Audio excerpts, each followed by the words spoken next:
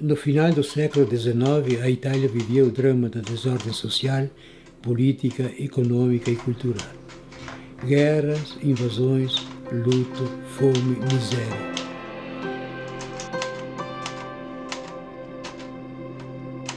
As mães estavam cansadas de sepultarem filhos nos quintais das casas.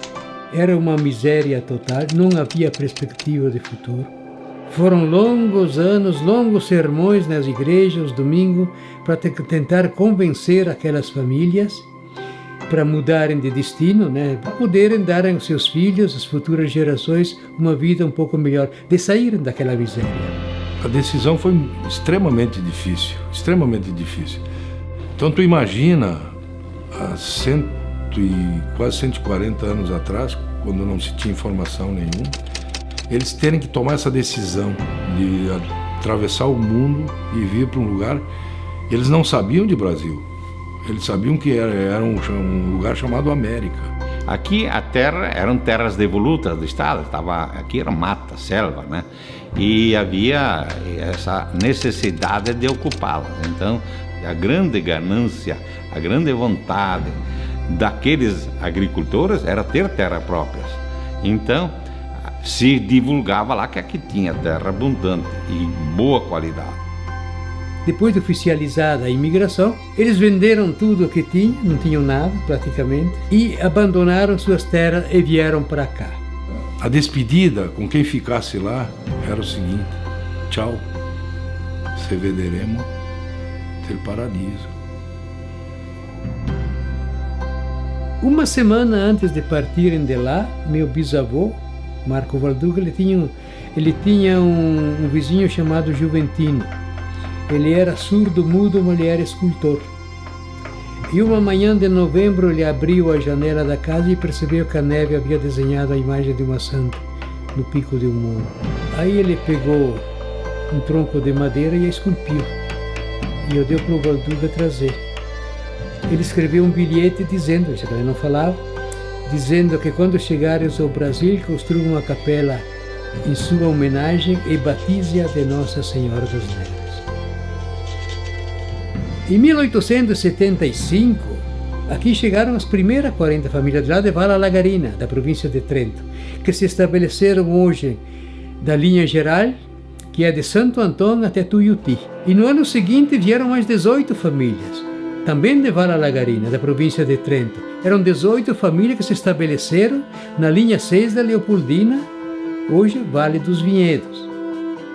Chegaram os Valduga, os Festa, os Galvani, os Panos. Em 1877 chegaram os Zandonai, os Giordani, os Luci, os Angheben. A partir de 1910 começaram a chegar os Ventos e os Lombardos. Então eles partiram em novembro de 1876. Meu bisavô pegou a santa, colocou num saco de estopa e depois partiram. 15 dias depois de terem partido de Gênova, houve um temporal em alto mar. O vento agitou as ondas, a água entrou no navio e eles, percebendo que iam morrer todos afogados, como último recurso, meu bisavô, que havia guardado a imagem de Nossa Senhora, a tirou do saco e a colocou em cima de uma mesa. Aí o temporal acalmou. No dia seguinte subiu um frei que estava acompanhando os imigrantes que estavam no porão. Ele a batizou e disse que a batizasse em nome de Nossa Senhora das Neves. Daquele dia em diante ela ficou exposta no navio, até a chegada ao Brasil, que se deu 40 dias depois de terem partido de Gênova.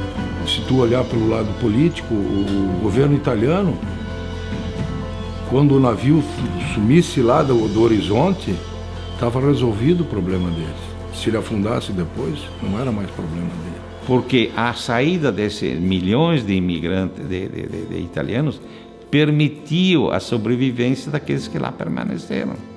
Quando chegaram em Porto Alegre, eles permaneceram 40 dias no galpão do imigrante, para se curarem dos piolhos e outros parasitas. Aí eles partiram de carroças e de Montenegro até aqui, são 90 quilômetros. Na época eram 90 quilômetros de mata virgem.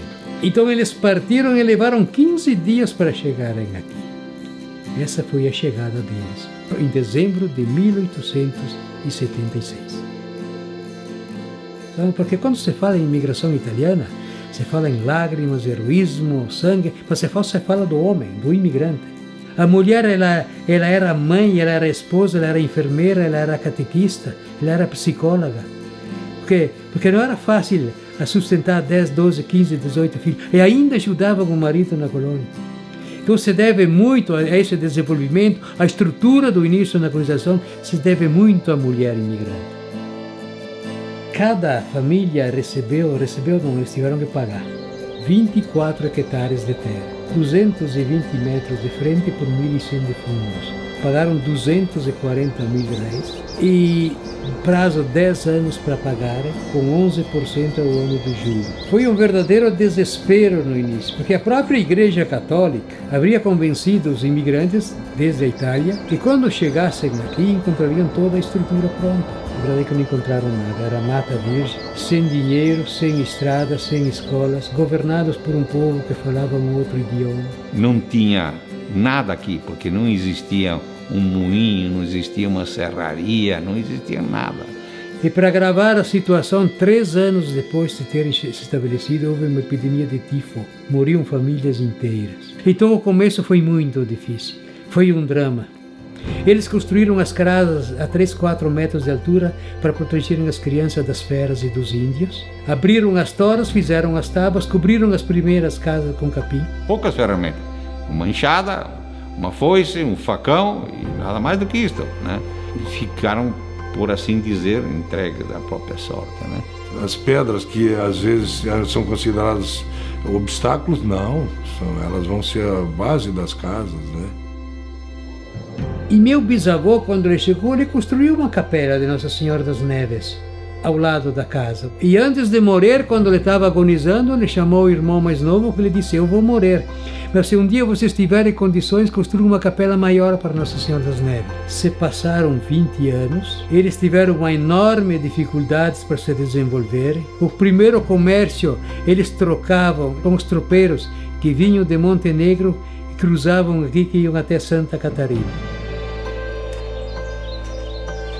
Porque as pareiras no início plantadas, o vinho era para subsistência. Ele era bebido como uma espécie de anestésico para a alma, para fazer frente ao grande desafio do início da colonização. Se não fosse pelo vinho e pela fé religiosa, eles teriam sucumbido todos. Havia chegado o momento de construir a igreja. Havia se passado 30 anos e nada de construir a igreja. Era véspera de Natal de 1904, estava tudo pronto para erguer as paredes da igreja. E de dezembro até março não caiu uma gota d'água, foram 4 meses de estiagem. E como naquela época não era permitido nenhuma manifestação religiosa sem autorização do vigário, não houve mais nenhuma função religiosa, a igreja ficou 6 meses sem o vigário, e durante esses 6 meses também não caiu uma gota d'água. Então, 6 meses somado aos 4 de antes, foram 10 meses sem chuva. E eles queriam construir a igreja de alvenaria, só que agora não havia mais água para fazer a argamassa. Aí veio a autorização do arcebispo. Então, na véspera de Natal de 1905, a comunidade se reuniu lá onde tem os alicerces da igreja hoje, colocaram a santa no meio dos alicerces, se ajoelharam nas pedras e começaram a rezar. E meu avô Luiz de Valduga, ele estava ajoelhado num canto dos alicerces. E durante a reza ele percebeu manchas de sangue nas pedras. E aquilo lá o atraía, ele não conseguia se concentrar na oração. Daí a pouco, olhando para o sangue, ele lembrou do vinho. Eu tenho a solução para construirmos a igreja. Vamos utilizar o vinho que temos nas nossas cantinas no lugar da água para fazer a argamassa. Eram 20 famílias. E cada família deu 300 litros de vinho, com 6 mil litros de vinho construíram a igreja. No dia 5 de agosto de 1907, o novo vigário da paróquia de Santo Antônio, padre Ângelo Donato, veio e benzeu a igreja. E na grandeza de sua expressão, ela reúne os 3 elementos essenciais que fizeram frente ao grande desafio do início da colonização, que é o trabalho, o vinho e a fé. Aí os pareirais cobriram os vales com a cor da esperança, os filhos cresceram, casaram, constituíram novas famílias. Foi bom para nós, muito bom. Os imigrantes foram essa oportunidade de viver. Que é aquela gente que saiu de lá com a roupa do corpo e construíram aqui um pedaço da bela Itália, né? Com progresso, trabalho, o DNA veio. Hoje, passados quase 140 anos, nós, os seus descendentes, sentimos orgulho em pertencer a um povo que tem passado, que mesmo diante do desafio mais desgraçado, mais impiedoso, eles jamais assumiram o fracasso. Porque eu vivi muito junto com meu avô e ele contava, quando ele contava um pouco, depois começava a chorar, coitado, daquilo que era aquilo lá. Depois do tempo que eles passaram no navio para vir para cá, né? Imagina. O que eles não devem ter passado. Então, tu vê, naquela época não precisava de dinheiro. Para que dinheiro tinha? Se produzia tudo em casa. Para poder comer, se alimentar e viver. Tinha a vaca, tinha o porco, tinha a galinha, tinha a horta. Sim. Só para ver. Então hoje a facilidade e a beleza que se tem nesse.